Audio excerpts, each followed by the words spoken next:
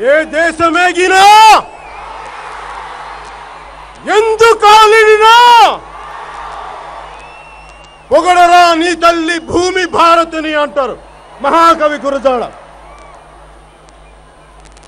దేశభక్తి ఒక్క ఉత్తర భారతీయులకే కాదు,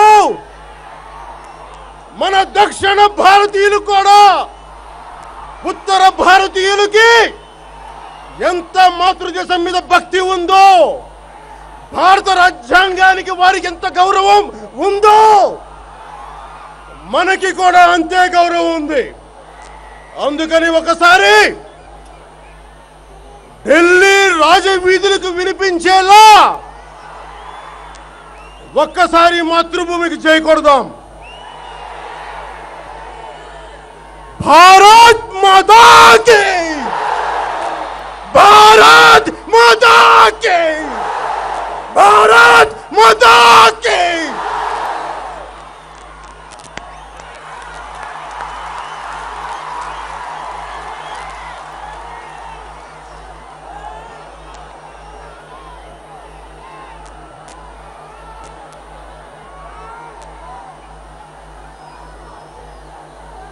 माननीय वेंकैया नायडू जी, आप और आपके बीजेपी पार्टी ने मिलके दिया दोनों हाथों में लड्डू,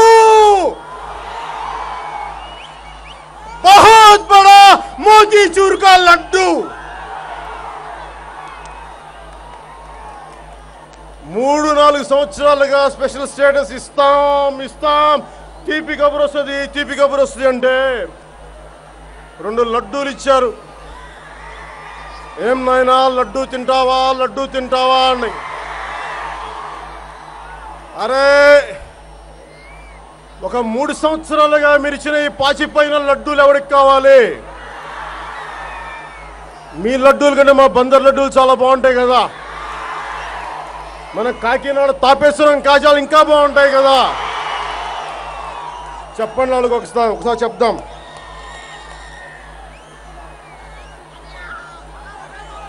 అవకాశవాదపు రాజకీయాల వలన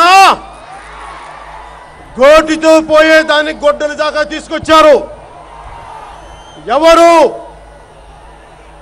ఒక్కరు కాదు, చాలా మంది కలిపి 4 దశాబ్దాల పైన మోసం చేసి ఈ రోజున మనం ఉన్న ఈ పరిస్థితి తీసుకొచ్చారు. అందుకనే వీళ్ళ గురించి మన హక్కుల కోసం పోరాటం చేయడానికి ఎందుకు వచ్చాను కాకినాడ? మన కాకినాడకి ఎందుకు రావాల్సి వచ్చింది? బీజేపీ నాయకులకి ఎంత ధైర్యం! అరే సీమాంధ్రాకు వచ్చి ఆంధ్రప్రదేశ్కి వచ్చి ఆంధ్రప్రదేశ్నే విడగొడతారా మీరు? అంత ధైర్యమా మీకు? ఏం మన పౌరుషం చచ్చిపోయిందా? పోరాట పటిమ తగ్గిందనుకుంటున్నారా?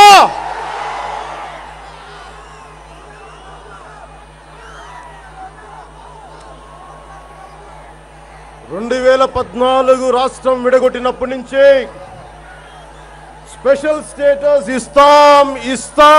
ఇస్తాం అని చెప్పి ఊరించి త్వరలోనే తీపి కబురు అని ప్రతి ఒక్క బీజేపీ ఎమ్మెల్యే, ప్రతి టీడీపీ ఎమ్మెల్యే, ప్రతి టీడీపీ ఎంపీలు చెప్పి నేను మీలాగే ఇస్తారేమో అనుకుంటే అదిగదిగో ఇచ్చారు 2 లడ్డూలు, చాలా మంచి లడ్డూలు, పాచి కంపు కొట్టే లడ్డూలు 2 ఇచ్చారు. అయినా ఇన్ని కోట్ల మందికి సీమాంధ్రులకి వాళ్ళు ఇచ్చిన 2 లడ్డూలు ఎక్కడ సరిపోతాయి? మన 25 మంది ఎంపీలకే వాళ్ళే కొట్టుకుంటారు 2 లడ్డూల కోసం. మరి ఏం చేయాలి? తెలుగుదేశం ప్రభుత్వం, తెలుగుదేశం నాయకులు, వారి మీద నాకు గౌరవం ఉంది, గౌరవం తగ్గలేదు. నాకు ఏ పార్టీ నాయకులతో కానీ వ్యక్తిగతంగా విభేదాలు లేవు, నేను అందరినీ గౌరవిస్తాను. కానీ ప్రజా సమస్యలకు వచ్చేటప్పటికే నేను వారితో విభేదిస్తాను, కానీ వ్యక్తిగతంగా నాకు వారంటే గౌరవమే. ఇప్పుడు తెలుగుదేశం ప్రభుత్వం ఆ పాచిపోయిన 2 లడ్డూలని తీసుకుంటుందా తీసుకోదా అన్నదే మన ముందున్న ప్రశ్న.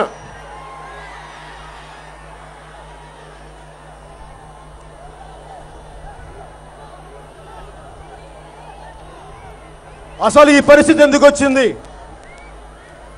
అవకాశవాదపు రాజకీయాల వలన.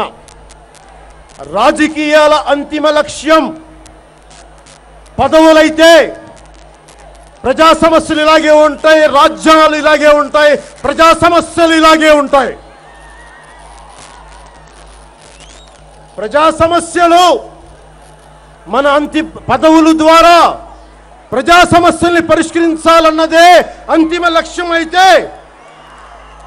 అది నిజమైన రాజకీయ పార్టీలు, వారు నిజమైన రాజకీయాలు, వారు నిజమైన రాజకీయ నాయకులు. నేను ఈ రోజున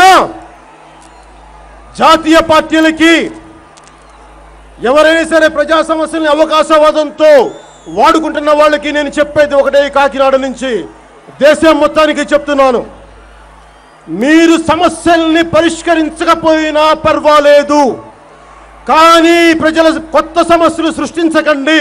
ఉన్న సమస్యలు చాలు, నిరుద్యోగం చాలు, దారిద్ర్యం చాలు, సాగునీటి సమస్యలు చాలు. మళ్ళీ తెలుగు ప్రజల మధ్యలోనే చిచ్చు పెట్టే ఇలాంటి దరిద్రపు రాజకీయాలను దయచేసి మీరు ఆపండి.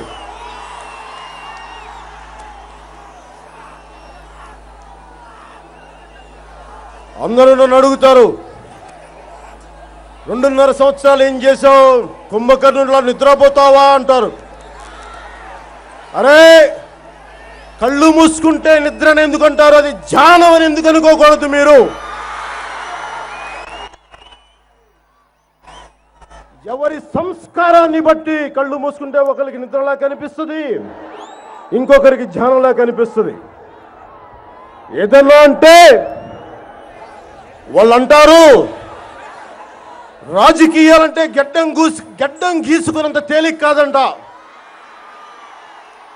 మరి ఏం గడ్డం గీసుకున్నంత తేలిగ్గానే ఇచ్చేశారే రాష్ట్రాన్ని, 2 రాష్ట్రాలను విడగొట్టారు.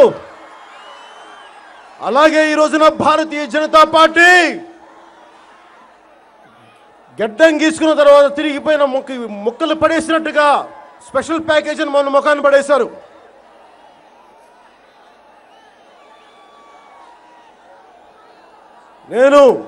నన్ను విమర్శించే గడ్డం గీసుకోవడం అంత తేలిక కాదన్న రాజకీయ నాయకులకి, అలాంటి వ్యక్తులకి ఎవరికైనా నేను చెప్పేది ఒకటే, నేను అవకాశవాదపు రాజకీయాలు చేయడానికి మీలాగా నేను రాలేదు. ఒక సైద్ధాంతిక బలంతో వచ్చాను, ప్రజా సమస్యల్ని చదివి వచ్చాను. నేను సినిమాలు చేయొచ్చు గాక, సినిమా హీరోని కావచ్చు కాక, కానీ మీలాగా నేను వేలకి వేల ఎకరాలు కానీ వేలకి వేల కోట్ల డబ్బులు కానీ నేనేం సంపాదించుకోవాలా, నాకు అవసరం కూడా లేదు. మా తాత గొప్ప రాజకీయ నాయకుడు కాదు, కోటీశ్వరుడు కాదు, ఒక సామాన్య పశ్చిమ గోదావరి జిల్లాలో పనిచేసే ఒక పోస్ట్ మ్యాన్ మా తాతయ్య. నేను దిగువ మధ్యతరగతి కుటుంబం నుంచి వచ్చాను. మా నాన్న ఒక పోలీస్ కానిస్టేబుల్. మా నాన్న చదువుకుంటూ అంచెలంచెలుగా ఎగ్జామ్స్ రాసుకుంటూ ఆయన ఒక అసిస్టెంట్ ఎక్సైజ్ సూపరింటెండెంట్ గారు. ఇది మా జీవిత చరిత్ర. మా తాతలు నేతులు తాగారు, మా వాసనలు చూడండి అని చెప్పే చరిత్రలు మాకు లేవు. మా వాళ్ళు చాలా చాలా సామాన్యులు, మామూలు వ్యక్తులు, అందరిలాంటి వ్యక్తులు. అందుకనే నాకు అందరిలాగా బతకడమే ఇష్టం. నాకు సుఖాలు భోగభాగ్యాలు అవసరం లేదు. ఈ మధ్యన ప్రతి ఒక్కరూ సినిమాలన్నా చేయి, రాజకీయాలన్నా చేయి అంటారు. సినిమాలు వదిలేయమంటే ఈ క్షణమే వదిలేయడానికి సిద్ధంగా ఉన్నాను. వదిలేయమంటారా? వదిలేయమంటారా? అన్నం పెట్టండి అమ్మ, అక్క, నాకు అన్నం పెట్టు, నాకు ఆకలిస్తుంది, వచ్చి ప్రజా సమస్యల మీద పోరాటం చేస్తాను నేను.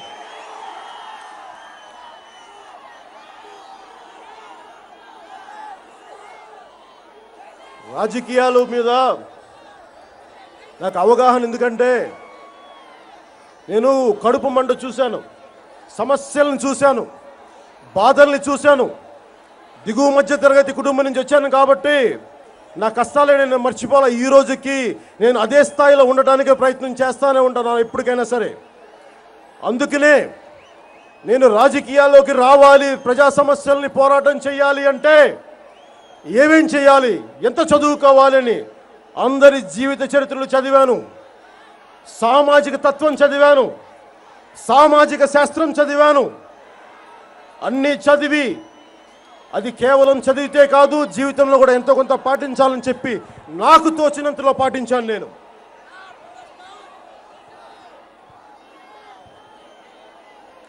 ఒక పోరాటం చేయాలంటే సరైన విధి విధానాలతో ఒక బలమైన సమగ్రమైన ఆలోచన విధానం కావాలి. మనకి ముఖ్యంగా మానవ వనరులు, నీళ్లు, వాతావరణం, ఖనిజాలు, హ్యూమన్ రిసోర్సెస్, వీటన్నిటినీ ఎంత జాగ్రత్తగా వాడుకొని, ఎంత సద్వినియోగం పరుచుకొని ప్రజలందరూ ప్రతి ఒక్కరూ సుఖంగా ఉండాలంటే ఏం చేయాలని అలాంటి ఆలోచనలు వచ్చి నాకెవరూ లేరు. నాకు పొలిటికల్ గాడ్ ఫాదర్స్ లేరు. నాకెవరైనా ఉందంటే గాడ్ ఫాదర్స్ మన సమస్యలే, మన ప్రజా సమస్యలే నా గాడ్ ఫాదర్స్. వాళ్ళు చెప్పారు నా వెనక ఎవరున్నారు, ఎవరు వెనకున్నారు అంటే నన్ను నడిపించే శక్తి మీరే నా వెనక ఉంది. ప్రతి ఒక్కరూ పిచ్చి కూతలకు వస్తే ఎవరున్నారు, బీజేపీ వాళ్ళు నడిపించారా, తెలుగుదేశం వాళ్ళు నడిపించారంటే నన్ను ఒకరు నడిపించాలా? ఏం మా పౌరుషం లేదా? మాకు ఆత్మగౌరవం లేదా? ఏమనుకుంటున్నారు మీరు? మమ్మల్ని ఒకళ్ళు నడిపించాలా? చూసే వాళ్ళకి చెప్పండి మీరందరూ.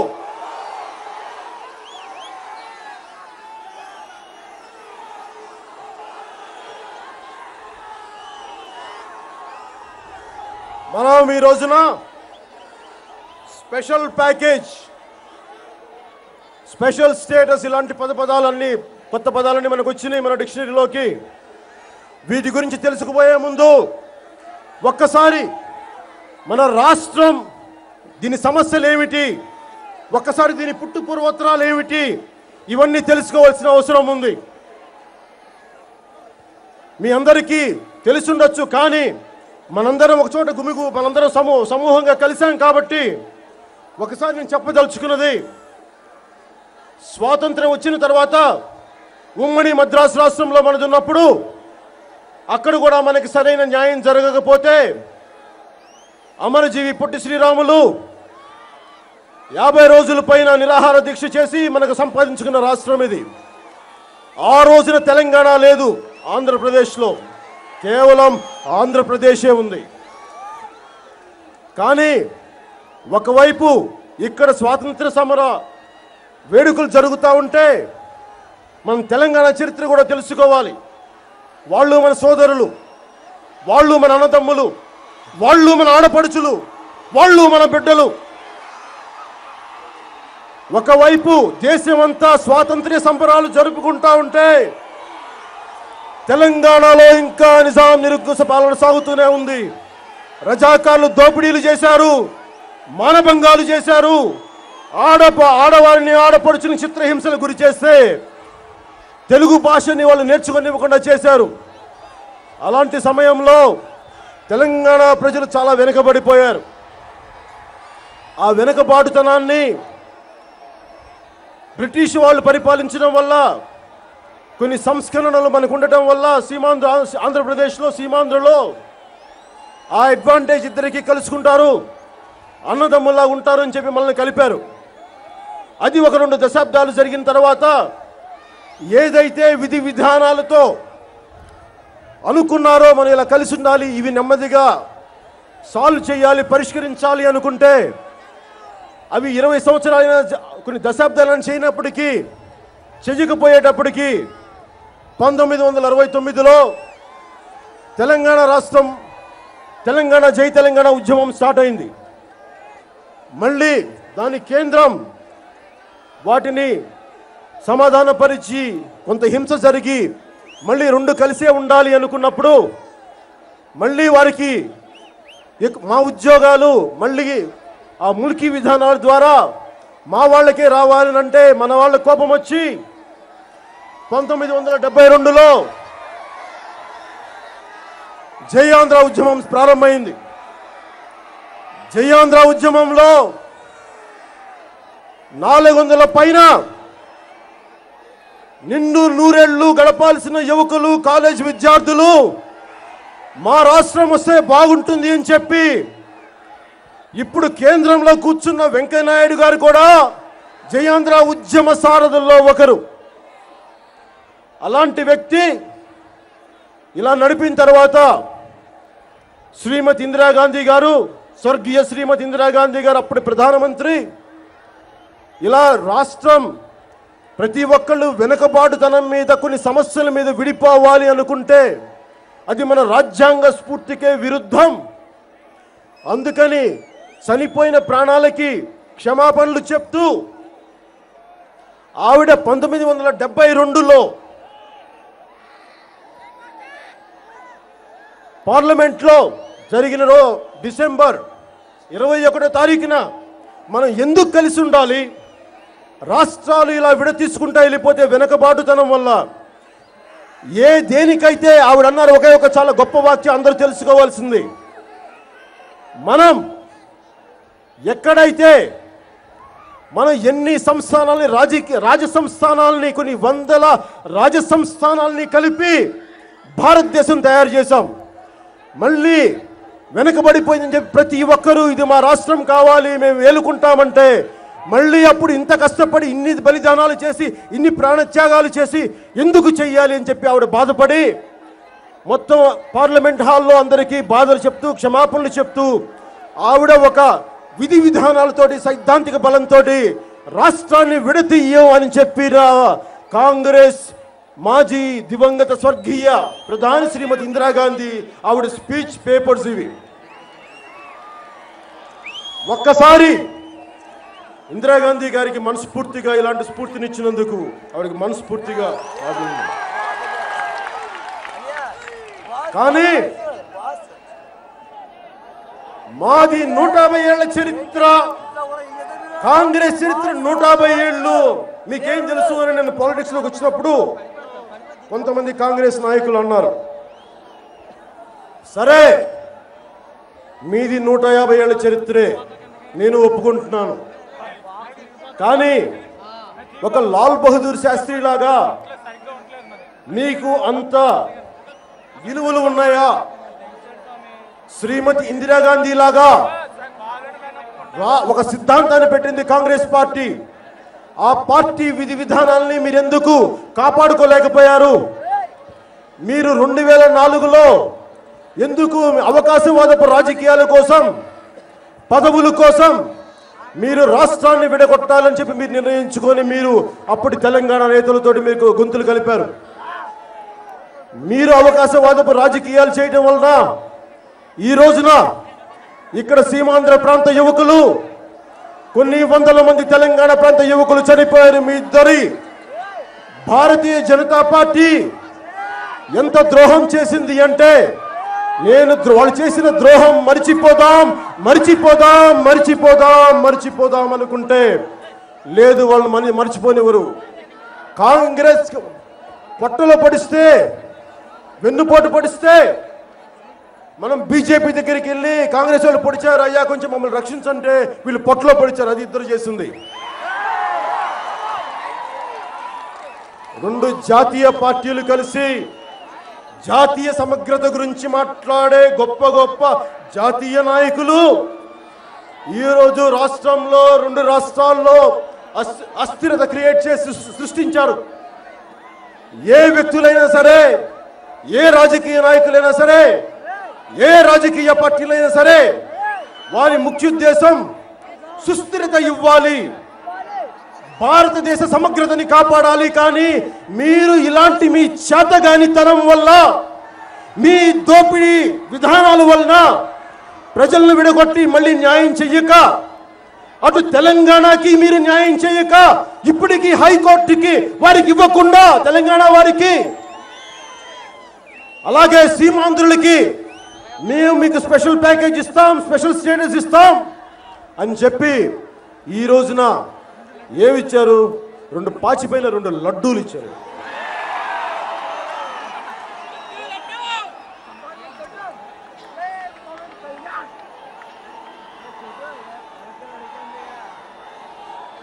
(1972) జయాంధ్ర ఉద్యమం తర్వాత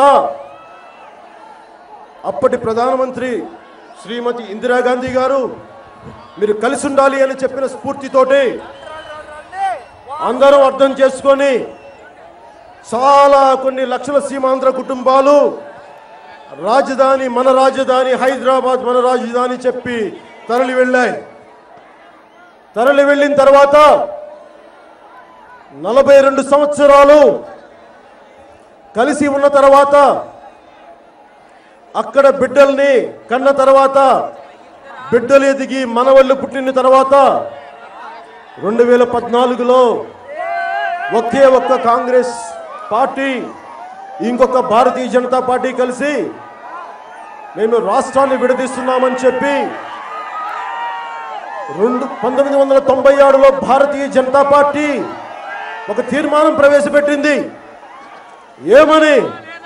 మీరు ఒక్క ఓటు వేయండి, మేము 2 రాష్ట్రాలు ఇస్తామని. నాకు అర్థం కాలేదు. ఈ రోజున మనకి స్పెషల్ స్టేటస్ ఇమ్మంటే వాళ్ళు ఏమన్నారంటే, ఇది రాజ్యాంగం ఒప్పుకోవట్లేదు, ఆ కమిషన్ ఒప్పుకోవట్లేదు, ఈ డిపార్ట్మెంట్ ఒప్పుకోవట్లేదు, ఫైనాన్షియల్ మంత్రి జైట్లీ గారు ఒప్పుకోవట్లేదు అని చెప్పిన వాళ్ళు మీరు ఇన్ని అడ్డంకులు చెప్పిన వారు జాతీయ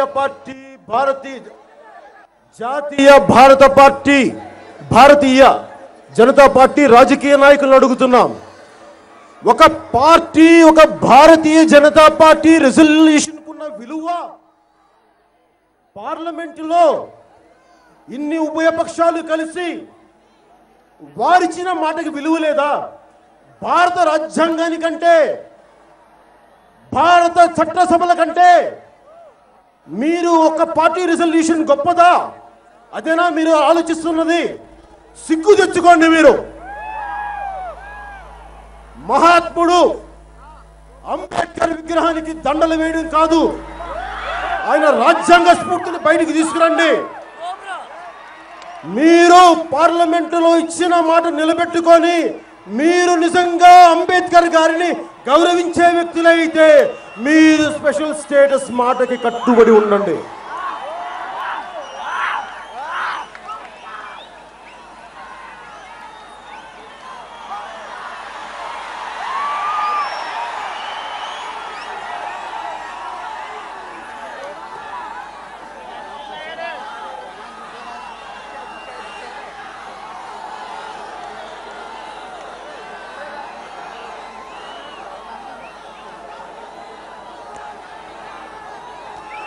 నేను ఈ రోజున మనం ఎందుకు జాగ్రత్తగా ఉండాలి? నేను ఇక్కడికి వచ్చింది మీ భావోద్వేగాలని రెచ్చగొట్టడానికి నేను రాలేదు. జరిగిన అన్యాయం గురించి మాట్లాడడానికి వచ్చాను. ఎందుకంటే భావోద్వేగాలు రెచ్చగొడితే మీ ఒంటికి చిన్న గీత గీసుకున్నా నా గుండె గాయపడుతుంది, నేను ఏడుస్తాను. నేను మిమ్మల్ని వచ్చింది రాస్తారోకోలు చేయండి, బంధువులకు పిలుపునివ్వడానికి రాలేదు. రాజకీయ పరంగా 25 మంది పార్లమెంట్ సభ్యులు ఉన్నారు. ఇంకా 10 లోపు రాజ్యసభ సభ్యులు ఉన్నారు. తెలుగుదేశం రాష్ట్ర ప్రభుత్వం ఉంది. అపోజిషన్ పార్టీ వైఎస్ఆర్సీపీ ఎంపీలు ఉన్నారు, వారి ఎమ్మెల్యేలు ఉన్నారు. వాళ్ళందరూ ఫెయిల్ అయితే అప్పుడు మన రోడ్ల మీదకి వచ్చి మనం ఏం చేద్దాం? ప్రజల ఆస్తులకి నష్టం కలగకుండా, ప్రజా సంపదకి నష్టం కలగకుండా, కేంద్రానికి నొప్పి తెలిసేలా ఎలా చేయాలి? ఒక సరైన విధి విధానాలతోటి, ఒక నిబద్ధతతోటి అన్ని ఆలోచించే మనం అలాంటివి చేస్తాం. రేపు సిపిఎం పార్టీ నాయకులు, వైఎస్ఆర్సీపీ పార్టీ నాయకులు బంద్కు పిలుపునిచ్చారు. నేను బంద్కు వ్యతిరేకం కాదు. కాకపోతే ఒకవేళ మీరందరూ పాల్గొంటారా లేదా అన్నది అది మీ ఇష్టానికి వదిలేస్తాను. ఎందుకంటే నేను దాన్ని నా ఇష్టం లేదు. దానికి కారణం కూడా చెప్తాను. మీరెందుకు కష్టపడాలి? మీరెందుకు కష్టపడాలి? పదవుల్లో కూర్చుంది ఎవరు? పార్లమెంటులో కూర్చుంది ఎవరు? అసెంబ్లీలో కూర్చుంది ఎవరు? పార్లమెంటు క్యాంటీన్లో సబ్సిడీ ఫుడ్ తింటుంది ఎవరు? వాళ్ళని పోరాటాలు చేయమని చెప్పండి, వాళ్ళని నిలదీయమని చెప్పండి. మీరెందుకు అడగాలి? మీరెందుకు కష్టపడాలి? మీరు చదువుకోవాలి, మీరు ఉద్యోగాలు చేయాలి, మీ ఇంట్లో మీ అమ్మ మీ తల్లిదండ్రులని బాగా చూసుకోవాలి, మీ బిడ్డల్ని బాగా పెంచుకోవాలి. అంటే వీళ్ళు చేయాల్సినవి చేసి కన్వీనియంట్గా మన మీదకి తోసి మీరు చేసుకోండి, మేము మళ్ళీ కూర్చుంటామంటారు. ఆ పప్పులే ఉడకో, మీరు పోరాటం చేయాల్సిందే. మీరు ఇలాంటి గారడీలు, సాము గారడీలు దయచేసి మా దగ్గర చూపించకండి. ఇలాంటి విద్యలు నాకు చాలా బాగా తెలుసు. కానీ అది రాజకీయ క్షేత్రంలో మీరు చేయాల్సిన పనులు. ఇప్పుడు చంద్రబాబు నాయుడు గారు గౌరవ ముఖ్యమంత్రి, వారు తీసుకోవాల్సిన నిర్ణయం. తెలుగుదేశం ప్రభుత్వాన్ని నేను ఒకటి అడుగుతున్నాను, మీరు కేంద్రం ఇచ్చిన పాచిపోయిన లడ్డూలు తీసుకుంటారా, విసిరి వాళ్ళ ముఖాన్ని కొడతారా అన్నది నేను మీకు వదిలే. నాకు రాజకీయాలు సరదా కాదు. పొద్దున్న లేచినప్పటి నుంచి ఎవరికంటే ఇస్తాం, ఎవరు తిట్టించుకుంటారు, నాకేమైనా సరదానా? నాకేమైనా సరదానా?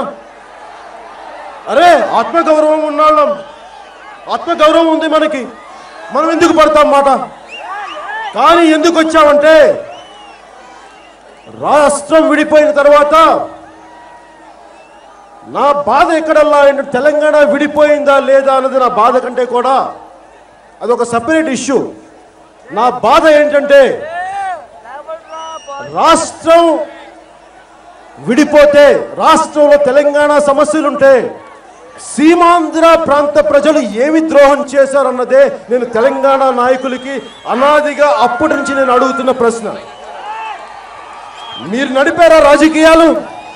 మీరు కాకినాడ దాటి వచ్చారా? నేను సినిమాలు చేస్తా ఉన్నాం. హైదరాబాద్ రాజధాని అంటే నాకు ఇష్టం లేకపోయినా నన్ను లాక్కెళ్ళి హైదరాబాద్లో పడేశారు. నేను భారతదేశం నాది అనుకుని బతికినోడిని. ఆఖరికి నేను ఇప్పుడు సీమాంధ్రోడిని అయిపోయాను. నేను తర్వాత తెలుగోడిని. అంత బాధ ఉంది నాకు. నేను అడిగేది, అప్పుడు కూడా నేను పోరాటం చేసింది ముఖ్యమంత్రి చంద్రశేఖర్ రావు గారిని కూడా, వారు ఉద్యమం నడుపుతున్నప్పుడు నేను అడిగింది, మీకు అన్యాయం జరిగి ఉండుంటే కాదు, కొంత అన్యాయం జరిగింది. నేను దాన్ని వెనకాడట్లేదు ఆ మాట చెప్పడానికి. ఎందుకంటే సీమాంధ్ర నాయకులు అలాగే తెలంగాణ నాయకులు కూడా కలిపి తెలంగాణకు ద్రోహం చేశారు. కేవలం ఒక్క సీమాంధ్ర ప్రాంతపు నాయకులంటే నేను ఒప్పుకోను. మరి చెన్నారెడ్డి గారు ఉన్నారు, జానారెడ్డి గారు ఉన్నారు, ప్రతి ఒక్క తెలంగాణ నాయకులు ఉన్నారు. మీరు వారిని కూడా సమానంగా బాధ్యత వహించాలి. తెలంగాణకు జరిగిన అన్యాయానికి సీమాంధ్ర ప్రాంత నాయకుల తప్పు ఎంతుందో అప్పటి తెలంగాణ నాయకుల తప్పు కూడా అంతే ఉందనడానికి నేనేం భయపడను, నేనేం వెనకాడను, మాట వెనక్కి తీసుకోను.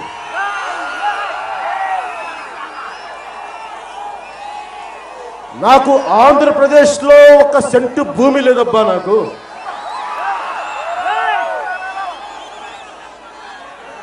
ఒక్క మొక్క లేదు, ఒక్క ఇల్లు లేదు, ఒక గజం స్థలం లేదు.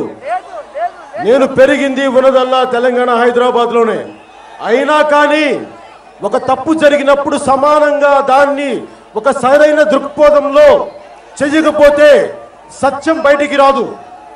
ఈ దేశంలో మన జాతీయ స్లోగన్ ఏంటంటే సత్యమేవ జయతే. సత్యం గెలుస్తుందని కాదు, కేవలం సత్యం మాత్రమే గెలుస్తుంది, ఇంకేది గెలవదు గెలవదు అన్నది అతని అర్థం. అందుకనే నాకు ఒక సమస్యని ఎదుర్కోవడంలో నాకు భయాలు లేవు. ఒక సమస్యని ఒక స్థాయి రాజకీయ నాయకుల్ని, ఎలాంటి స్థాయి రాజకీయ నాయకుల్ని, వారు జాతీయ స్థాయి నాయకులు కావచ్చు, చాలా మంది వారి కింద ఉండొచ్చు. నేను నా గుండెల్లోని మాట చెప్పడానికి, మీ గుండెల్లోని మాట చెప్పడానికి నేను ఎప్పుడూ వెనకాడను. గుండాలుంటారా వాళ్ళకి? ఎవరుంటారో వాళ్ళకి? మనకెవరు లేరు. మనమే ఒక సైన్యం, జన సైన్యం. మనం జన సైన్యమా కాదా? మనకి గుండాలు అవసరం లేదు, దుర్మార్గుల అంటదండలు అవసరం లేదు, మనకి డబ్బులు అవసరం లేదు. మనకి భగవంతుడున్నాడు, సత్యం ఉంది, మన గుండెల్లో ధైర్యం ఉంది, పోరాటే పటిమ ఉంది, గుండెల నిండా ఆత్మగౌరవం ఉంది, మనకి పౌరుషం ఉంది.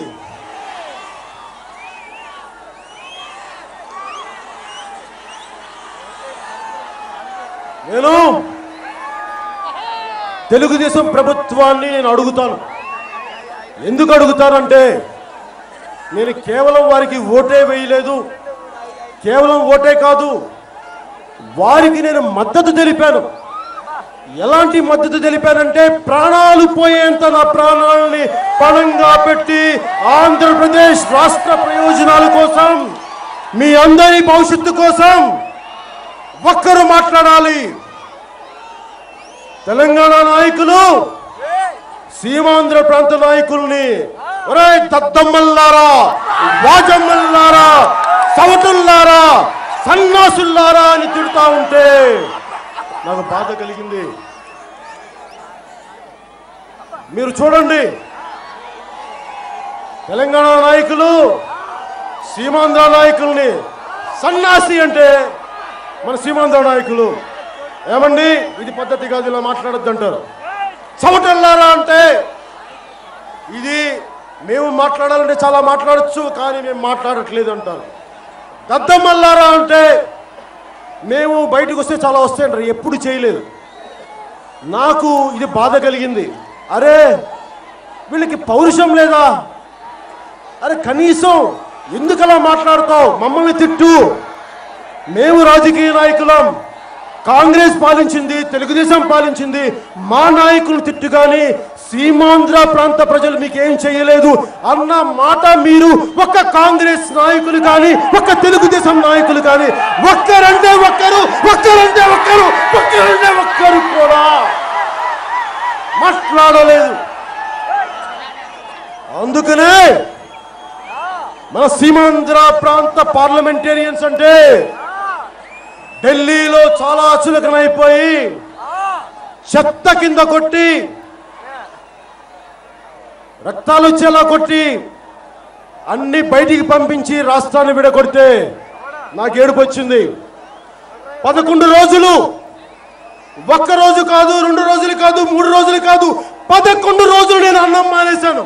ఈ రోజున మీకు చెప్తున్నాను, నా బాధ తెలంగాణ ఇచ్చినందుకు కాదు, నా బాధ మీరు 1997లో రాష్ట్రాన్ని విడగొడతాం అన్న భారతీయ జనతా పార్టీ, మీరు 17 సంవత్సరాలు పైన మీరు ఎందుకు ఆపారు? ఏ కారణాలు మిమ్మల్ని ఆపినాయి?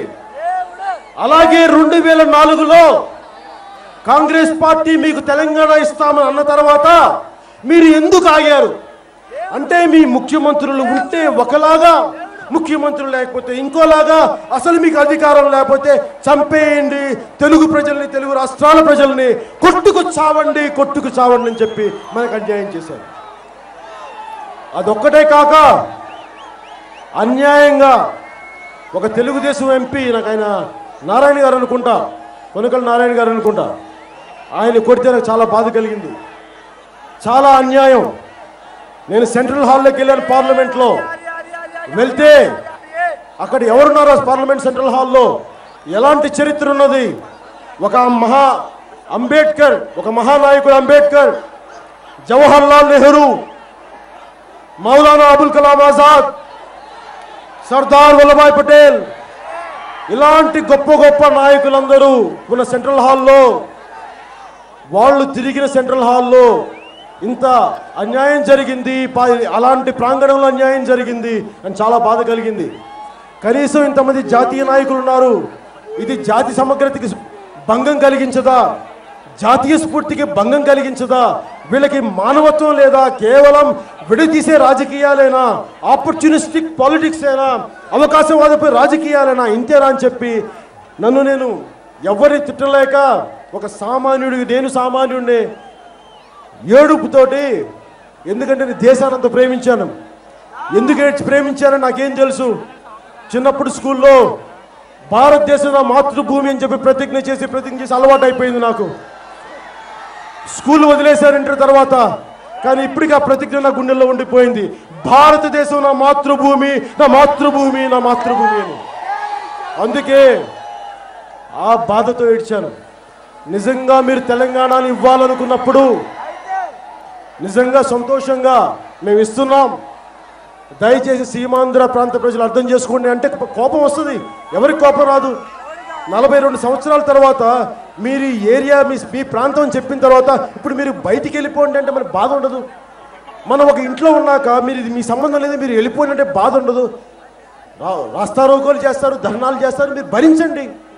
ఎందుకంటే ఇందిరాగాంధీ గారు ఆవిడ పెట్టిన ఐడియాలజీ నుంచి మీరు డివియేట్ అయ్యారు. మరి డివియేట్ అయినప్పుడు మీరు భరించాలి. జనం తాలూకు ఆగ్రహం, ఆవేశం మీరు భరించాలి. భరించం కానీ మేము ఇచ్చేస్తామని చెప్పి ఢిల్లీలో కూర్చొని చాలా అన్యాయంగా, అక్రమంగా ఇచ్చేశారు. పోనీ ఇచ్చారు. ఈ రోజుకి ఒక్కళ్ళన్నా వచ్చి సీమాంధ్ర ప్రాంతానికి వచ్చి, తెలంగాణకు వచ్చి, కానీ మేము తెలంగాణ వాళ్ళకి 600 మంది చచ్చిపోతే కానీ మీకు మేము బలిదానాలు, యువకులు బలిదానాలు అయితే కానీ మీకు ఇచ్చాం, క్షమించండి అనలేదు ఒక మాట. అలాగే సీమాంధ్రకు వచ్చి మేము తప్పు చేశాం, మేము పొరపాటు చేశాం, మమ్మల్ని క్షమించండి అని చెప్పి ఈ రోజుకి ఒక్కరు రాలేదు. వారికి అంత అహంకారం, ఉత్తరాది అహంకారం, దక్షిణాది అంటే చిన్న చూపు. ఆ ఉత్తరాది అహంకారం మీద నా పోరాటం. మేము భారతీయులం కాదా? మీరు ఒక్కరైనా భారతీయులు? మీ 10 మంది కలిస్తే మీదైనా భారతదేశం. ఇన్ని కోట్ల మంది దక్షిణ భారతీయులకి ఇది భారతదేశం కాదా? ఈ వివక్ష ఎందుకు? ఎందుకు ఎందుకు ఎందుకు ఎందుకు ఎందుకు ఎందుకు?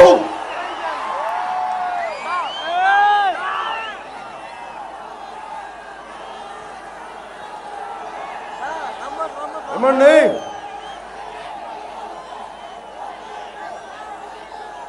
నేను తెలుగుదేశం పార్టీ నాయకులు ఇదే చెప్పాను. సార్, చాలా ఇబ్బందుల్లో ఉన్నాం. 10 సంవత్సరాలు సీమాంధ్ర ప్రాంత ప్రజలు చేయని తప్పుకి వాళ్ళు తెలంగాణ నాయకుల చేత చాలా బాధలు పడ్డారు. ఆ మాట తీసుకోలేదు. ఎవరికంటే ఇష్టం మాట పట్టం. పోలీసులు, మన సీమాంధ్ర పోలీసులు తెలంగాణ పోలీసులు కొట్టుకోవడం ఏంటంటే అన్యాయంగా, నీచంగా, ఎంత దిగజారిపోయింది వీళ్ళ రాజకీయ విధి విధానాలు. పోలీసులు కొట్టుకోవడం ఏంటి? అంత దిగజారుడు రాజకీయం చేశారు. నాకు ఇవన్నీ అనిపించి నేను వారికి ఒకటే చెప్పాను, కొత్తగా రాష్ట్రం ఏర్పడుతుంది, మీకు ఒక సమగ్రమైన, ఒక అందమైన పాలన కావాలి. నేను నా వంతు కృషి నేను చేస్తాను. మీరు నా వల్ల గెలుస్తారో లేదో నాకు తెలియదు, కానీ నేనైతే మీ తరపున ఒక కార్యకర్తలాగా పోరాటం చేస్తాను. దేనికి? నిజంగా నాకే రాజకీయ అధికారం మీద పిచ్చ ఉంటే, అంత అధికార దాహం ఉంటే నేను సమైక్యాంధ్ర ఉద్యమాన్ని నేను నడిపేవాడిని, ఇక్కడికి వచ్చి నేను నడిపేవాడిని. ఏమంత దమ్ము లేదా, అంత తెగింపు లేదా? అంత మాత్రం రాజకీయం మనం చేయలేమా? మనకేం ఏమనుకుంటారు వాళ్ళు? ఎందుకు చేయలేదంటే నాకు తెలంగాణ అంటే ప్రేమ, తెలంగాణ అంటే ఇష్టం, నాకు అంత ప్రేమ. ఎందుకంటే తెలంగాణ గురించి నాకు, ఎందుకంటే నేను తెలంగాణ కష్టాలను చాలా దగ్గరలో చూశాను. ఒకసారి ప్రజారాజ్యం పార్టీలో నేను ఉస్మానియా యూనివర్సిటీకి వెళ్ళాను. వెళ్తే అక్కడే ఇలా సమూహం ఉంటే వాళ్ళలో కొద్దిమంది యువకులు నన్ను ఇలాగ రేయ్ పవన్ కళ్యాణ్ నీకేం తెలుసురా మా తెలంగాణ గురించి అని అన్నారు. చాలా తిట్టారు. మిమ్మల్ని నచ్చగొట్టడానికి చెప్తున్నాను. నేనేం చెప్పానంటే, నా స్నేహితుడు, నాకు సన్నిహితుడు, తెలంగాణ కవి మాస్టర్జీ పాట పాడాను. ఆ పాట ఏంటంటే, ఊరి దొరలకు ఉంపుడు గత్తెను పేరు జోగినమ్మా నేను, ఊరి సాయినమ్మా నా పేరు జోగినమ్మా నేను, ఊరి సాయినమ్మా. వయసున్నప్పుడు ఒక్కరొక్కరే అనుభవించిరమ్మా, రోగం పంచి వెళ్ళిరమ్మా. వయసున్నప్పుడు ఒక్కరొక్కరే అనుభవించరమ్మా, రోగం పెంచి వెళ్ళిరమ్మా. ఉడిగిన వయసుకు ఈ రోగాలే సంపాదాయనమ్మా, సిరి సంపాదాయనమ్మా. ఈ పాట పాడడిగా దేని గురించి మీకు తెలుసుకోవాలి? తెలంగాణ కష్టాలంటే, నా భారతదేశంలో కష్టాలు ఒక తెలంగాణ ఒకటి వేరు, సీమాంధ్ర ఒకటి కాదు, కాశ్మీర్ ఒకటి కాదు, కన్యాకుమారి ఒకటి కాదు. భారతదేశంలో ఏ ఒక్కరు ఏములేడ్చినా బాధపడే మనిషిని నేను.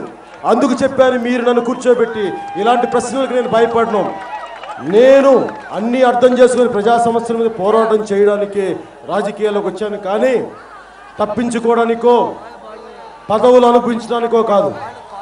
మీరు మీ గుండెలు ఇచ్చిన పదవి కంటే కూడా నాకు ఏ రాజకీయ పదవి ఎక్కువ కాదు.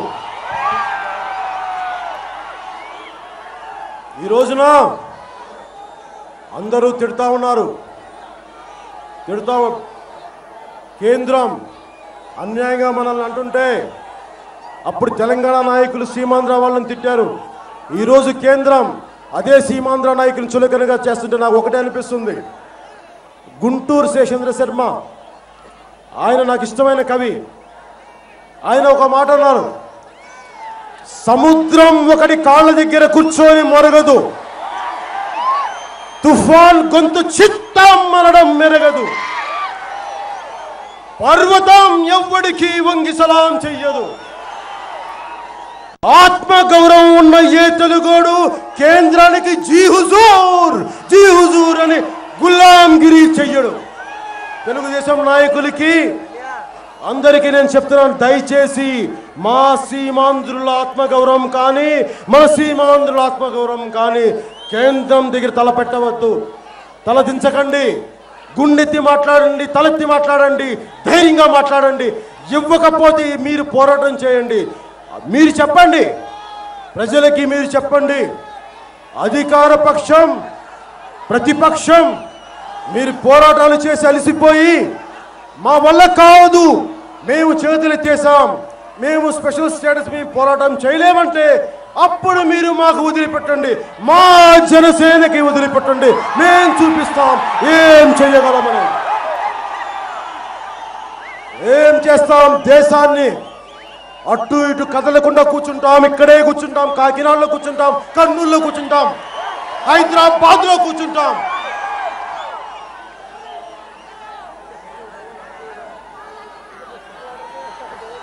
నాకు కేంద్ర మంత్రి వెంకయ్య నాయుడు గారు, మాననీయ వెంకయ్య నాయుడు గారు ఒకటే మాట మాట్లాడతారు. నాకు అర్థం కాదు, వీళ్ళు ఓట్లు అడగడానికి వచ్చినప్పుడేమో మనకందరికి అర్థమయ్యే భాష, ఏమంటారు? అరే మీకు ఇంటికో బర్రె, పెంచడానికో గొర్రె, ఉండటానికో వాకిలి, దంచడానికో రోకలి,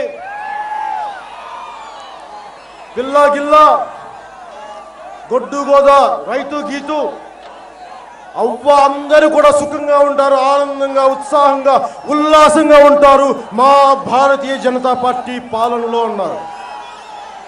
ఎక్కడండి ఆ హ్యాపీ డేస్? ఒక సినిమా టైటిల్ తప్ప మీరు చెప్పే ఆ హ్యాపీ డేస్ నాకైతే ఎక్కడ కనిపించట్లేదు. మాకు మా కన్నీళ్లు, మా ఏడుపులే ఉన్నాయి.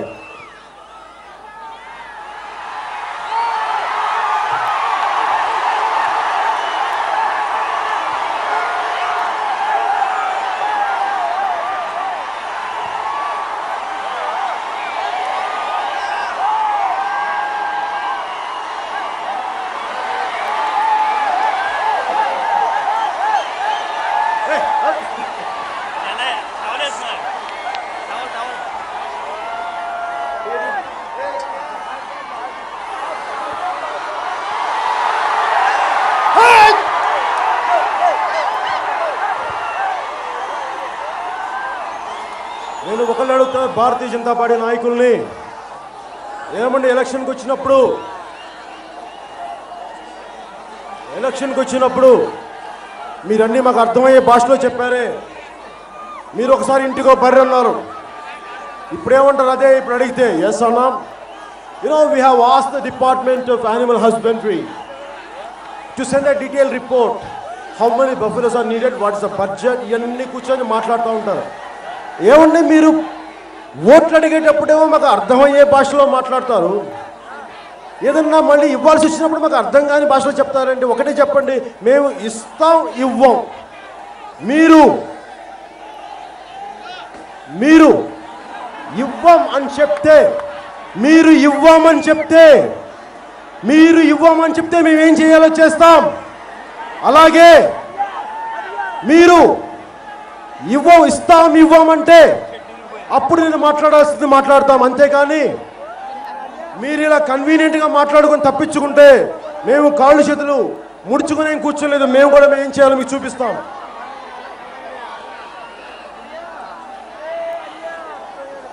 ఈ రోజున భారతీయ జనతా పార్టీకి నేను ఒకటి అడుగుతున్నాం, మీ పార్టీ రెజల్యూషన్కి ఇచ్చినంత విలువ పార్లమెంటులో ఇచ్చిన మాటకి లేదా?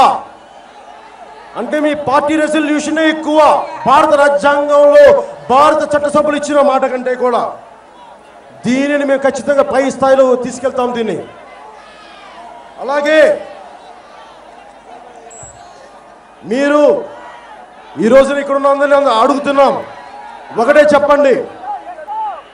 తెలుగుదేశం పార్టీ నాయకులు వచ్చినా, ఏ పార్టీ నాయకులు వచ్చినా వారిని ఒకటే చెప్పండి, మేము మీకు ఇస్తామంటే చెప్పండి. వద్దమ్మా వద్దు, ఈ పాచి లడ్డూలు వద్దు అని చెప్పండి వాళ్ళకి, ఎవరికైనా సరే. అలాగే సీమాంధ్ర ఎన్జీఓలు చాలా ఇబ్బందులు పడ్డారు. రాష్ట్రం విడిపోయిన తర్వాత వారికి ఆఫీసులు లేవు, వారి పిల్లల్ని వదిలేయమన్నారు. వాళ్ళ పిల్లల్ని తీసుకురావాలా లేదో తెలియదు. రాజధాని ఇంకా నిర్మాణం పూర్తి కాలేదు, కానీ వాళ్ళ గురించి ఏమి సరిగ్గా ఆలోచించట్లేదు. నేను ప్రభుత్వ ఉద్యోగకుడికి నా కష్టాలు తెలిసి ఎలా ఉంటాయో, ఒక ఇల్లు మారాలంటే ఎన్ని కష్టాలు ఉంటాయో తెలుసు. అందుకనే మీరు రాష్ట్ర ప్రభుత్వం వారిని ఆదుకోండి. ఎందుకంటే నేను మొన్న తిరుపతి సభ అయినాక 600 పైచిలకు ఒక జిల్లా నుంచి ఒక స్థాయి టీచర్ మా దగ్గరికి వచ్చారు. వాళ్ళు చెప్తా ఉన్నారు, మేము ఇక్కడ ఇరుక్కుపోయాం, మాది శ్రీకాకుళం జిల్లా, మేము అక్కడ ఆగిపోయాం, ఇక్కడ తెలంగాణలో ఇరుక్కుపోయాం, మా ఊర్లకి వెళ్ళాలంది, మా అమ్మా నాన్నలను చూసుకోవాలంది, మేము ఇక్కడ ఆగిపోయాం, మేము అటు ఇటు కాకుండా అయిపోయాం. తెలంగాణలో ఉంటే తెలంగాణ ప్రజలు అంటున్నారు కొంతమంది, ఏం రా మీ ఆంధ్రోళ్ళు ఇంకా పోలేదు, ఇంకా వర్షాలు పడవరా మీరు ఉంటే మిమ్మల్ని బాధ పెడుతున్నారు, దయచేసి అవి మాకు చెప్పండి, ముఖ్యమంత్రి గారికి చెప్పండి, మేము వెళ్ళిపోతాం, మాకు పంపించిందంటే. ఇలాంటి బాధలన్నీ ఉన్నాయి. కానీ ఇవన్నీ పట్టించుకోకుండా కేవలం రాజధాని మీదే మీరు దృష్టి పెట్టి నిధులన్నీ వాటికే అని ఇలాంటి అన్ని మొత్తం కేంద్రీకృతం ఒకవైపే పెడితే చాలా సమస్యలు ఉండిపోయినాయి. ఆఖరికి 2.5 సంవత్సరాలు గడిచిపోయింది. 2.5 సంవత్సరాలు గడిచిపోయిన తర్వాత ఇంకా మనం బాధలు పడుతూనే ఉన్నాం. అందుకే ఇంకో 2 సంవత్సరాలే సమయం ఉంది.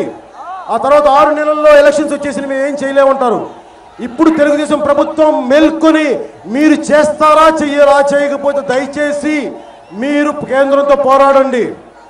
నేను ఈ రోజున ఒకటే అడుగుతున్నాం, ముఖ్యంగా అవంతి శ్రీనివాస్ గారిని, అనకాపల్లి ఎంపీ అవంతి శ్రీనివాస్ గారిని నేను ఒకటే అడుగుతున్నా, మీరు పోరాటం చేస్తారంటే నా అనకాపల్లి సీట్ నేను ఇచ్చేస్తాను, మీరు వచ్చి పోరాటం చేయండి అని చెప్పి మీరు గెలవండి అని నన్ను అడుగుతున్నారు. శ్రీనివాస్ గారికి నేను చెప్పదలుచుకున్నా, శ్రీనివాస్ గారు ప్రజారాజ్యం పార్టీలో నేనున్నా, నిజంగా నాకే ఎంపీ కావాలనుకుంటే నాకు ఎవరు ఇవ్వాలండి, నేనే తీసుకుంటాను, నన్ను ఆపేది ఎవరండి? మీ అందరూ నాకంటే తెలీదు కొత్తవాడిని, రాజకీయాలు మీరు బాగా చేస్తారని కదా మీరు అంత నిష్ణాతులను పంపించింది, మీరు వదిలేస్తే ఎలాగా? అందుకు నేను అవంతి శ్రీనివాస్ గారికి ఒక చెప్తున్నాను, మీలో నిజంగా తెలుగు ప్రజల ఆత్మగౌరవం కాపాడగలిగి సీమాంధ్ర ప్రాంత ప్రజల ఆత్మగౌరవం కాపాడాలనుంటే మీరు రాజీనామా చేసేయండి. మీరు రాజీనామా చేసి అందరికీ మార్గదర్శకంగా నిలవండి. తిరిగి మీరు దగ్గరుండి నేను గెలిపించుకుంటాను. మీరు రాజీనామా చేయండి, అనకాపల్లికి వచ్చి అనకాపల్లిలో కూర్చొని మిమ్మల్ని గెలిపించుకునే బాధ్యత పవన్ కళ్యాణ్ జనసేనది, మన జనసేన సైనికులు. మీరు స్ఫూర్తిగా నిలవండి. మీరు స్ఫూర్తిగా నిలిస్తే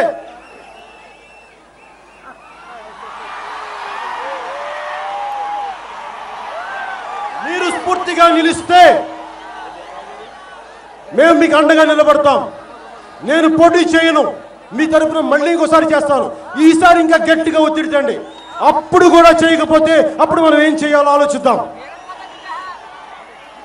నేను వెంకయ్యనాయుడు గారు, మీరు పెద్దవారు, నాకు మీరంటే గౌరవం, కానీ మీరు పెద్దరికమని పదవి వేసుకొని మీరు సీమాంధ్ర ప్రాంత యువతకి అన్యాయం జరుగుతుంటే క్షమించాలి, నేను మీకు ఎదురు తిరగాల్సి వస్తుంది. దానికి మనస్ఫూర్తిగా మీకు మీ కుటుంబానికి క్షమాపణ చెప్తున్నాను. నాకు మీ మీద వ్యక్తిగతంగా కోపం లేదు, కానీ మీ విధి విధానాల మీద నాకు చాలా కోపం ఉంది. దాన్ని ఖచ్చితంగా నేను ఎదుర్కొంటాను. మీరు ఎదురుపడినాక నేను ఇదే మాట చెప్తాను, దయచేసి దీన్ని అర్థం చేసుకోండి. వెంకయ్యనాయుడు గారు, మీరు కానీ ఇప్పుడు మీరు కానీ స్పెషల్ స్టేటస్ గురించి ఇంకా పోరాటం చేయకపోతే రేపొద్దున మీరు నెల్లూరు జిల్లా వెళ్తున్నారు, అక్కడ ఒలింపిక్స్ విజేత సింధు గారిని సత్కరిస్తున్నారు. బంగారం లాంటి వెండి పథకాన్ని సాధించిన సింధు గారిని తీసుకెళ్తున్నారు. దేన్ని తీసుకెళ్తున్నారు? ఆవిడ తెలుగు రాష్ట్రాల బలాన్ని, తెలుగు రాష్ట్రాల గౌరవాన్ని ఇనుమడింపజేశారు, భారత జాతీయ పరంగా అంతర్జాతీయ పరంగా. మరి ఈవిడ మన జాతికి ఎంతో ఖ్యాతి తెచ్చిందని మీరు అన్నప్పుడు అక్కడున్న ఇలాంటి యువతంతా ఏమనుకుంటారు? మీరేం చేశారండి తెలుగు జాతి యువతకి? మా గౌరవాన్ని మీరేమైనా ఇనుమడింపు చేశారని అడుగుతారు. మీరు ఇక్కడున్న సీమాంధ్ర ప్రాంత నాయకులకి కేంద్రంలోనూ కానీ ఇక్కడ కానీ ప్రతి ఒక్కరిని చెప్పేది ఏంటంటే, మీరు స్పెషల్ స్టేటస్ పైన పోరాటం జరగకపోతే, మీరు లొంగిపోతే ప్రజలందరూ ఏమనుకుంటారంటే, మీరు ఎయిర్పోర్ట్స్ వెళ్తున్నప్పుడు అదిగదిగో ఆయనేరా మనల్ని వంచింది, మాట ఇచ్చి తప్పించుకున్న ఆయనేరా అని అంటారు. ఇంకా మీరు వెళ్తే ప్రజలు అంటారు, దోనో హాత్ మే లడ్డూ దియా అంటారు. మీకు అది కావాలా? లేదంటే సీమాంధ్ర ప్రాంత పౌరుషం గౌరవం నిలబెట్టడానికి మీరు పోరాటం చేస్తారనేది నేను పెద్దలందరికీ, గౌరవనీయ పార్లమెంట్ సభ్యులందరికీ నేను ఈ కాకినాడ సభాముఖంగా మీకు తెలియజేసుకున్నాను.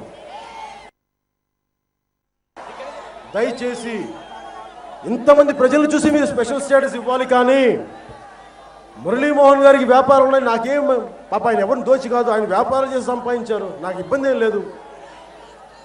నేను ఎప్పుడు వ్యాపారం చేయడం పాపని చెప్పలేదండి. నేనేమంటానంటే, డబ్బులున్న రాజకీయ పలు దుర్మార్గుని అన్నానా? నేను అలా అనలా. మిమ్మల్ని చూసి వాళ్ళకి చులకనగా ఉందేమో, ఎందుకు ఇలా అనుకుంటున్నారేమో నా ఉద్దేశంతో అన్నాను. నేను ఎదగడానికి వ్యతిరేకిని కాదండి. అరే, నేను కడియంలో కొన్న నర్సరీలో కొన్న మొక్కలు ఎదగాలనుకుంటాయి, మీరు ఎదగాలని ఎందుకు అనుకోను? మన కడియంలో కొన్న మొక్కలు నేను ఫామ్ హౌస్లో వేస్తే ఎదుగుతూ ఉంటాయి. ఇంత మొక్కలు ఉన్నాయి, ఈరోజు అంత అయినాయి, నాకంటే ఎత్తు అయినాయి. అరే, ఎదుగుదలని నేను ఎందుకు ఆపుతాను? నా ఉద్దేశం ఒకటే, ఇప్పుడు మీ బిజినెస్లో మీ వ్యాపారాల్లో చూపించినంత దక్షత, సమర్థత ప్రజా సమస్యల మీద కూడా పెట్టండి. నేను కోరుకునేది అదే. అలా కాకుండా పార్లమెంట్లో కూర్చొని ఏమండి మన కాంట్రాక్ట్ ఏమైంది, ఆ మినిస్టర్తో మాట్లాడదాం అనుకుంటే ఎట్లాగా? ఆ ఉద్దేశంతో నేను అన్నాను. నా ఉద్దేశం ఏంటంటే మీరు సుఖపడండి. నేను మిమ్మల్ని సుఖపడమని చెప్పట్లా, కానీ ప్రజల్ని మటుకు కష్టపెట్టకండి. ఇదే నేను మీకు చెప్పేది. మీరు సుఖపడితే నాకు అభ్యంతరం లేదు, కానీ ప్రజల్ని కష్టపడితే నాకు ఖచ్చితంగా అభ్యంతరమే.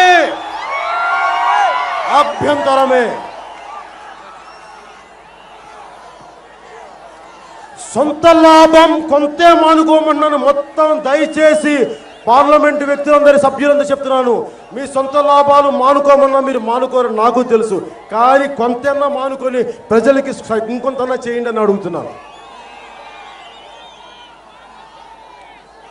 తెలుగుదేశం పార్టీ నాయకులకి నేను నా అన్నయ్యని వదిలి, మా వదిన్ని వదిలి, మా అమ్మని వదిలి, మా అక్క చెల్లెల్ని వదిలి కాదనుకొని నేను తెలుగుదేశం పార్టీకి, భారతీయ జనతా పార్టీకి నేను కొమ్ము కాశాను, భుజం కాశాను, ప్రాణాలు తెగించేలా మీకు అండగా నిలబడ్డాను. మీరు ఈ రోజున మా ఆత్మ గౌరవాన్ని కాపాడుతామని మీరు గద్దెనెక్కి, మీరు ఈ రోజున మేము చెయ్యమంటే నేను ఊరుకోను. ఇక్కడున్న ఒక్క జనసేన సైనికుడు కూడా ఊరుకోడు.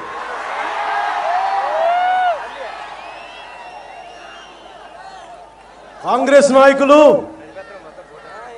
కేవీపీ రామచంద్రరావు గారు అంటారు, మొన్న మేము కాంగ్రెస్ చేసిన తప్పిదాలు మీరు చేయకూడదంట. నాకు అర్థం కావట్లా. ఈ పుస్తకం లెజిస్లేటింగ్ ఫర్ జస్టిస్ అని చెప్పి భూసేకరణ చట్టం కొత్త తీసుకొచ్చారు. 1880 తర్వాత 2000 తీసుకొచ్చారు కాంగ్రెస్ ప్రభుత్వం. ఇది రాసింది శ్రీ జయరాం రమేష్, ఇంకొకరు, ఇద్దరు కలిపి రాశారు. నేను అడిగేది ఒకటే, జయరాం రమేష్ గారు, మీరింత తెలివిగల వ్యక్తి, మీరింత నిబద్ధత గల వ్యక్తి, నేను మీ ఇంటిగ్రిటీని శంకించట్లేదు, కానీ మీరు ఎందుకు కాంగ్రెస్ నాయకుల ప్రశ్న ఏంటంటే, మీరు 2004 నుంచి చెప్తున్నారు తెలంగాణ ఇస్తాం అన్నప్పుడు మీరు ఎందుకు మాకు రాజధానిని మీరు ముందే ఎందుకు సెలెక్ట్ చేయలేదు? ఎందుకు నిధులు ఇవ్వలేదు? ఎందుకు మమ్మల్ని 42 సంవత్సరాల తర్వాత మెడపెట్టి తోసి తిట్టించి మాకు ఎందుకు కడుపు మంట కలిగించారు? ఎందుకు?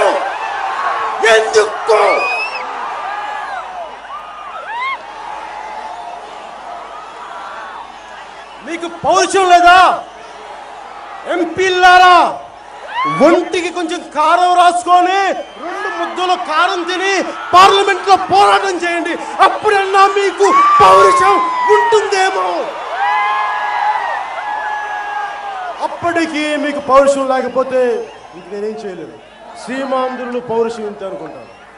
అప్పుడు మీరు రాజకీయాల్లో మేము సీమాంధ్ర ప్రజల తరపున పోరాడతామనే మాటలు మటుకు దయచేసి చెప్పకండి, ఇక నమ్మరు.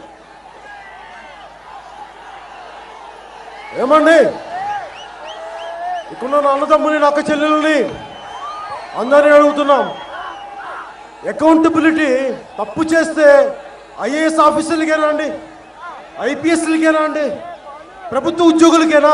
రాజకీయ నాయకులు అకౌంటబిలిటీ తెలియదా? మాట ఇచ్చి మాట తప్పుకున్న రాజకీయ నాయకుల్ని ఎవరు నిలబెడతారు? మీరు తప్పు చేశారని మనమే నిలబెట్టాలి, ప్రజలు నిలబెట్టాలి, దేశం మొత్తం ఉన్న ప్రజలు నిలబెట్టి తీరాలి. మీరు మాటిచ్చి తప్పించుకుంటే మీరు తప్పించుకోవడానికి లేదు. మేము చూస్తూ ఊరుకోం. టీజీ వెంకటేష్ గారు నన్ను కుంభకర్ణుడు అన్నారు. నేను కళ్ళు తెరిస్తే చాలా మాట్లాడగలను తెలుగుదేశం ప్రభుత్వం మీద, మీ మీద. మీరు కర్నూలులో మీ పరిశ్రమలు చాలా కాలుష్యం జల్లుతున్నాయి. నేను వాటి గురించి కూడా మాట్లాడగలను. ప్రజలు తాగే నీళ్లలో కలిసిపోతే అందరికీ రోగాలు బారిన పడుతున్నారు. మహబూబ్ నగర్లో, అలంపూర్లో మీకు సంగతి తెలుసా? మీరు నాకు రాజకీయాల గురించి నాకు చెప్పకండి. నేను మీలాగా అవకాశవాదపు రాజకీయాలు చేయను. ఇంకోటి చెప్తున్నాను, టీజీ వెంకటేష్ గారు సభాముఖంగా, గౌరవనీయుల టీజీ వెంకటేష్ గారు, నాకు మీరంటే గౌరవం ఉంది. ఎందుకంటే సుస్వాగతం సినిమాకి వారింట్లో నేను ఆతిథ్యం స్వీకరించాను. నాకు ఆ గౌరవం ఉంది. మిమ్మల్ని అనాలంటే మీరు ఎంత సంస్కారహీనమైన భాష మాట్లాడినా నేను కేవలం సంస్కారంతో మాట్లాడుతుంటానికి కారణం నాకు సంస్కారం ఉంది నాలో. ఎందుకంటే మీకు నాతో వ్యక్తిగతంగా నాకేం కోపం లేదు. నేను మాట్లాడుతున్న ప్రజా సమస్యల మీదే. ఒక్క విషయం టీజీ వెంకటేష్ గారు, జనసేన సైనికులలో, ఇక్కడున్న జనసేన సైనికులలో ఒక్కరు వద్దనుకున్న రాజ్యసభ సీట్ అయితే మీరు కూర్చున్నది. ఒక్కరు వద్దనుకున్నారు. అవసరం లేదు, మనం నిస్వార్థంగా నిలబడతాం. వాళ్ళ వదిలేసిన సీటు మీద మీరు కూర్చొని ఇప్పుడు మమ్మల్ని వెక్కిరిస్తున్నారా, మమ్మల్ని తిడుతున్నారా, ఏమనుకుంటున్నారండి మీరు? ఒక్కసారి అడగండి. మీరు కాంగ్రెస్ నుంచి తెలుగుదేశంకి వచ్చినట్టున్నారు, మీకు తెలియదేమో. ఒక్కసారి మేము వారికి ఎంత పాటుపడ్డాం.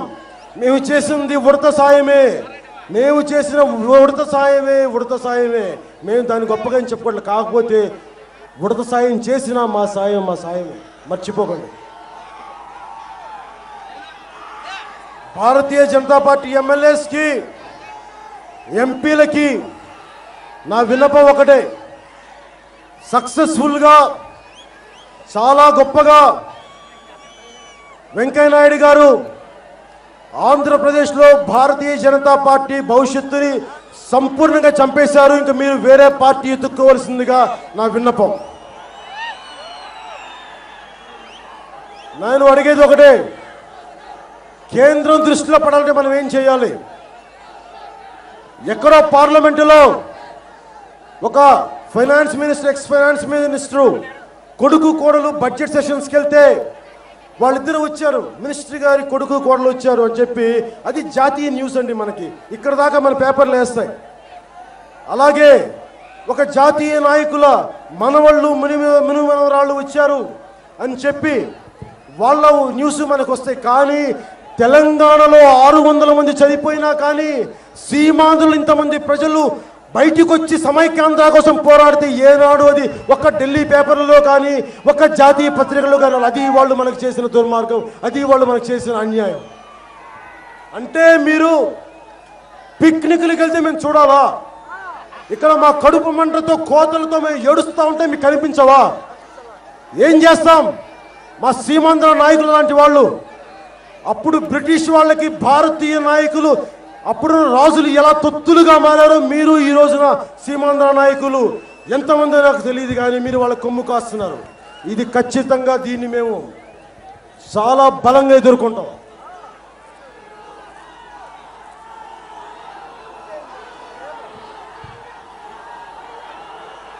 నేను ఒకటే అడుగుతున్నాం, పాలకులు చేసిన తప్పుకి జనం బాధపడకూడదు, మీలాంటి యువత బాధపడకూడదు. అందరూ అంటున్నారు మీరేం చేస్తారు ఈ రోజున కాకినాడకు వచ్చి మీరేం చేస్తారంటే, నన్ను ఆమరణ నిరాహార దీక్ష చేయమంటారా? ఏమండి బలిదానాలు కావాలా మీకు? మీ మీద పొలిటికల్ డ్రామా ఎక్స్పెక్ట్ చేస్తాను నా నుంచి. నేను పొలిటికల్ డ్రామాలు చేయను. ఒకసారి దిగానంటే తాడో పేడో తెగేదాకా తేల్చుకుంటాను. మీరు ఇలాంటివన్నీ నా మీద రెచ్చగొట్టకండి. మీరు పోరాటం చేసి మీరు ఓడిపోయిన తర్వాత, మీరు చేతులు ఎత్తేసిన తర్వాత అప్పుడు మాట్లాడతాం ఏం చేయాలో. కానీ ఈ లోపు మీద ఒత్తిడి ఎలా తావాలో నాకు బాగా తెలుసు. అలాగే సిపిఎం నాయకులు, రాష్ట్ర సిపిఎం నాయకులు రామకృష్ణ గారికి మద్దతు తెలిపినందుకు నా మనస్ఫూర్తిగా వారికి నా కృతజ్ఞతలు తెలుపుతున్నాను. ఎందుకంటే నాకు సిపిఎం పార్టీ గౌరవం ఏంటంటే, ఇప్పుడు చెప్పాను కదా, కాంగ్రెస్ పార్టీ సిద్ధాంతం మార్చుకుంది విభజన మీద. సిపిఎం నాయకులు మేము రాష్ట్ర విభజనకి విరుద్ధం అన్నందుకు నేను వారికి దాసోహం అయిపోయాను. సీతారాం యేచూరి గారు ఆ రోజు మాట్లాడింది నాకు చాలా బాగా నచ్చింది. నేను వారి పోరాట స్ఫూర్తిని ఎప్పుడు గౌరవిస్తాను. కానీ ముందు వారితో కలిసి నేను ఎలాంటి పోరాటం చేయాలి, ఎవరికి ఇబ్బంది రాకుండా, ప్రజల ఆస్తికి నష్టం కలగకుండా, మీలాంటి ఇక్కడున్న ప్రతి ఒక్కరికి స్కూల్కి వెళ్ళే పిల్లలు స్కూల్కి వెళ్ళాలి, చదువుకునే విద్యార్థులు చదువుకోవాలి, ఉద్యోగాలకు వెళ్ళే వాళ్ళు ఉద్యోగాలు చేయాలి, మన అక్క చెల్లెళ్ళు అమ్మలు అందరూ ప్రశాంతం. అయినా మీ తరపున పోరాటం చేయడానికి రాజకీయ నాయకులు వాళ్ళు పోరాటం చేయలేనప్పుడు నేనున్నాను. మీరేం భయపడక్కర్లేదు. మీరు బాగా ఉండండి, మీరు సంతోషంగా ఉండండి. మీ తరపున నేను పోరాటం చేస్తే నేను రోడ్ల మీదకి వస్తాను. మీరు సంతోషంగా ఉండండి.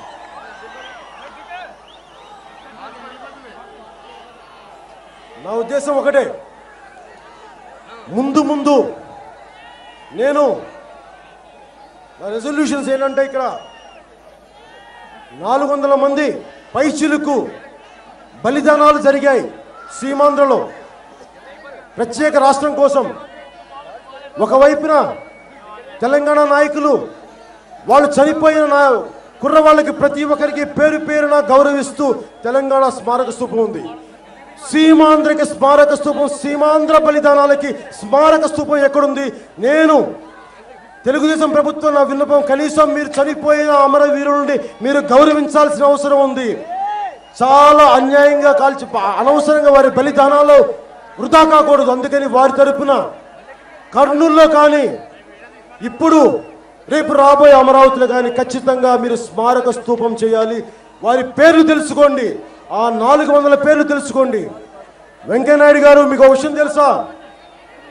ఆ చనిపోయిన వాళ్ళల్లో మా అమ్మ బంధువు ఒక అబ్బాయి ఉన్నాడు. మా అమ్మ నా దూరం మేనమామ వరుస అబ్బాయి. వాళ్ళ అమ్మ ఏమని తెలుసా? నెల్లూరు వాళ్ళం కదా. ఆమె ఏమనేదంటే, ఆ వెంకయ్యనాయుడు నా బిడ్డను పట్టున పెట్టుకున్నాడు అనేది. అంటే మీరు మర్చిపోకండి, మీరు గతంలో మీరు విశాఖపట్నం విద్యార్థి ఉద్యమాల్లో ఉన్నప్పుడు మీ భావ ఉద్వేగానికి పిల్లలు రెచ్చిపోయి రోడ్ల మీదకి చచ్చిపోయారు. వాళ్ళల్లో 200 మంది యువకులు కేవలం మీ ఉద్వేగపూరిత ప్రసంగాల కోసం వినే చచ్చిపోయారు. మీరు దయచేసి అది కూడా బాధ్యత తీసుకుని దీన్ని మర్చిపోవద్దు. అది ఎప్పుడో 72లో జరిగిందంటే, ఏమండి 72లో జరిగితే నన్ను తిట్టారండి తెలంగాణలో, నా సినిమా సెట్లు కాల్చారండి, నేను తెలంగాణ ప్రజలకు ఏం ద్రోహం చేశారండి, మీరు చేసిన విధి విధానాల వల్ల నన్ను తిట్టారండి. ఇంటికి వచ్చి నేను చెప్పుకున్నాను నన్ను తిట్టే వాళ్ళకి, సార్ నేను ఏం చేశాను చెప్పండి, నేను మీకు ఎప్పుడు అడ్డొచ్చాను, నేను మీ స్థలంలో ఎప్పుడు ద్రోహం చేశానంటే, వాళ్ళల్లో నన్ను చంద్రబాబు నాయుడు గారిని చూసుకున్నారు, వాళ్ళలో నన్ను రాజశేఖర రెడ్డి గారిని చూసుకున్నారు, నన్ను పెట్టి వాళ్ళు అందరు నాయకులను చూశారు. నాలో చంద్రబాబు నాయుడు గారు కనిపించారు, నాలో ప్రతి సీమాంధ్ర నాయకుడు కనిపించారు. వాళ్ళకి నేను పడ్డాను మీరు చేసిన విధి విధానాల తప్పుల వల్ల.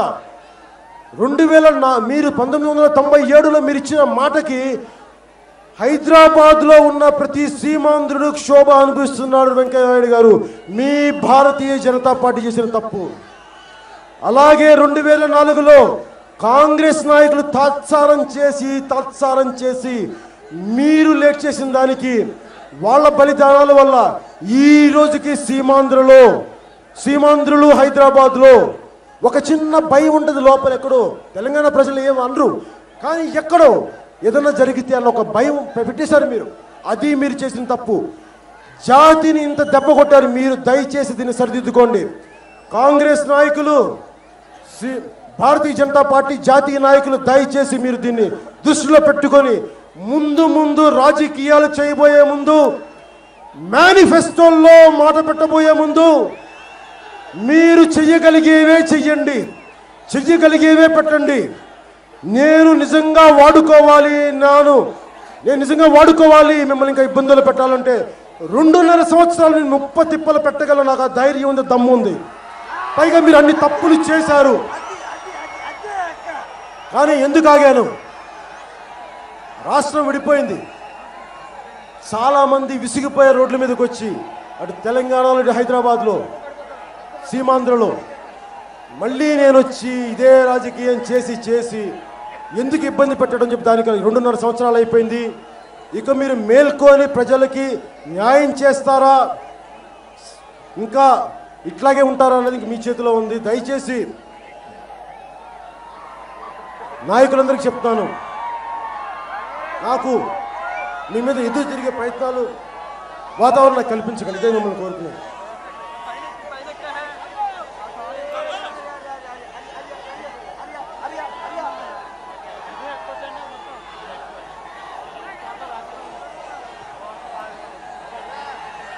నేను ఒకటే మాట చెప్తున్నా మీకు ఈ రోజున.